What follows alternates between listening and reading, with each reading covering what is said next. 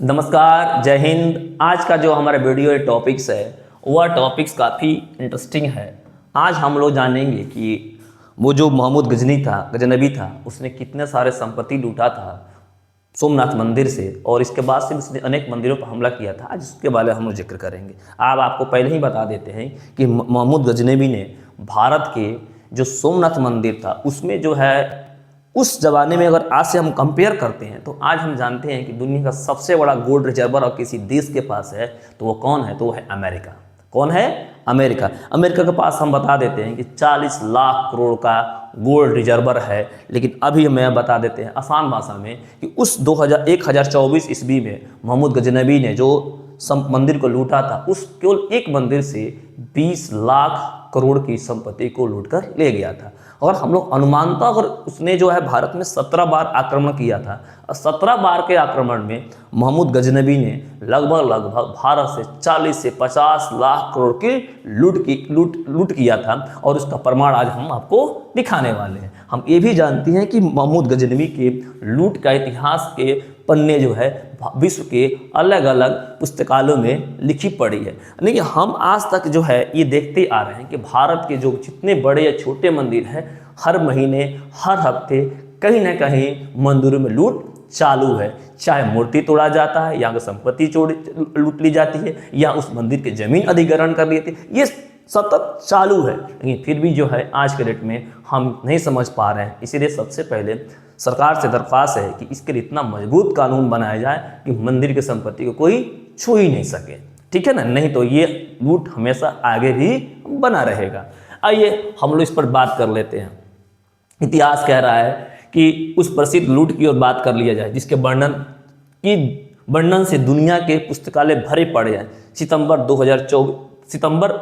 1024 की बात है। मोहम्मद गजनी से चलता है जिसका लक्ष्य गुजरात में स्थित सोमनाथ मंदिर को लूटना था, क्योंकि उसके साथ चलने वाले जो उसके सिपाही हैं, सेना है, उसको किसी प्रकार का प्रलोभन नहीं देता है और कहता है कि भारत चलो, तुमको जो है एक मंदिर लूटना है और लूट में जिसको जितना पैसा हाथ में लग जाए, जितना संपत्ति लग जाए वो तुम्हारा हो जाएगा और इसके बदले तुम्हें किसी प्रकार का कोई भी वेतन नहीं मिलेगा। और वहाँ की सेना चलती है और भारत में स्थित सोमनाथ मंदिर जो गुजरात में स्थित है उसको लूटने का पूरा प्रयत्न करती है और प्रयत्न करते पूरे से लूट के ले जाती है।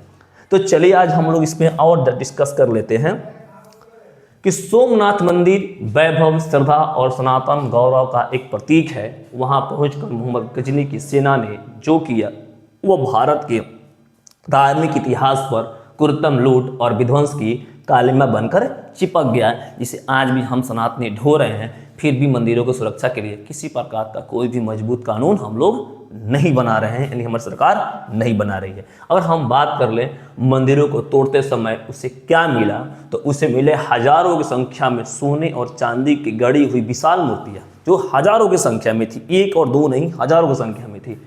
विशाल स्वर्ण घंटा और उस घंटे पर को बांध कर लटकने वाला 8000 किलो सोने के चैन से लटका था, यानी घंटा भी सोने का और घंटा को टांगने वाला चैन सिक्कड़ भी क्या आपका सोने का, उसको भी लूट के ले गया। और अनेक घंटे, स्वर्ण मलाए, रत्न जड़ित मूर्तियां और अमूल्य हीरे, ये महमूद की यह जितना धन मिला किसी भी मुसलमान या इस्लामिक शाही के खजाने में इतना संपत्ति कभी नहीं था जितना कि इसमें जो है महमूद ने सिर्फ एक मंदिर जो है सोमनाथ मंदिर से लूटकर ले गया।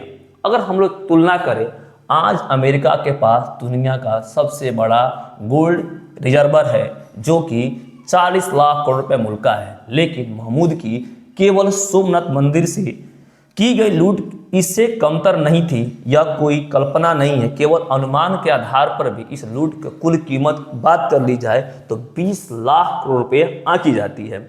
हमको ये भी पता है कि 2013 में केरल में पद्म स्वामीनाथ मंदिर की एक बात कर ली जाए तो सिर्फ एक तहखाने से 1 लाख करोड़ रुपए मूल्य की हीरे जवाहरात क्या हुई थी, प्राप्त हुई थी। ठीक है ना?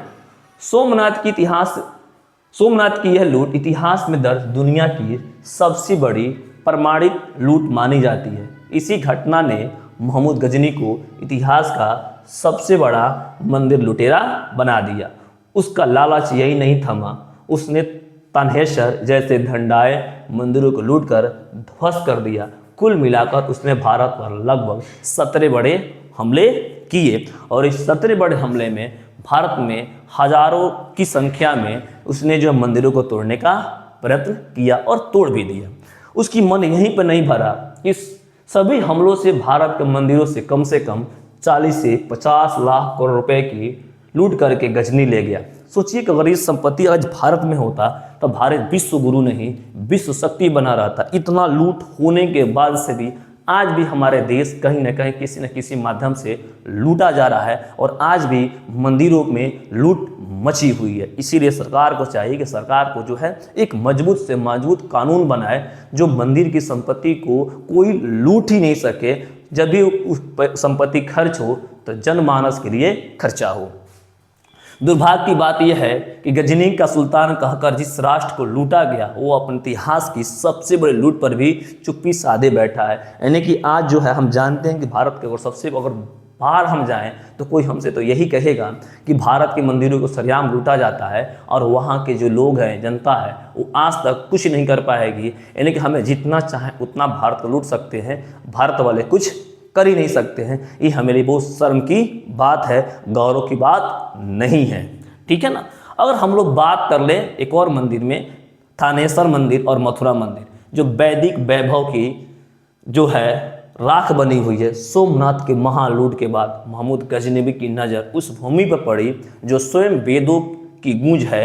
महमूद जान चुका था कि भारत की असली समृद्धि उसकी मंदिर में ही समाई हुई है और भारत की सारी शक्ति उसकी मंदिर में ही है। तो क्यों ना भारत के मंदिरों को निरंतर लूटा जाए। और उसने लूटने के भी काम किया। इसने जो सोमनाथ मंदिर को लूटने के बाद थानेश्वर मंदिर और मथुरा में उपस्थित हजारों मंदिर जो भगवान कृष्ण की जन्मभूमि थी उसने बेहतरीन ढंग से लूटने का और तोड़ने का काम किया। और उसको कहीं ना कहीं मंशा जरूर रही होगी कि इस मंदिर के लूट से और इस मंदिर के तोड़ने से इनकी सनातन धर्म पर क्या होगा, ठेस जरूर पहुँचेगा। और ऐसा हुआ भी। बहुत सारे जो है हिंदू ने अपने का क्या धर्म को बदल लिया और इस धर्म को त्याग दिया। तो इससे हमको इस इतिहास के ये सीख मिलती है कि जब तक हम अपने मंदिरों की सुरक्षा सुनिश्चित नहीं करेंगे तब तक हमारे धर्म पर ऐसे ही हमला होते रहेगा। अब बहुत सारे षड्यंत्रकारी जो है इसको लूटने के आगे भी निरंतर प्रयास करते रहेंगे।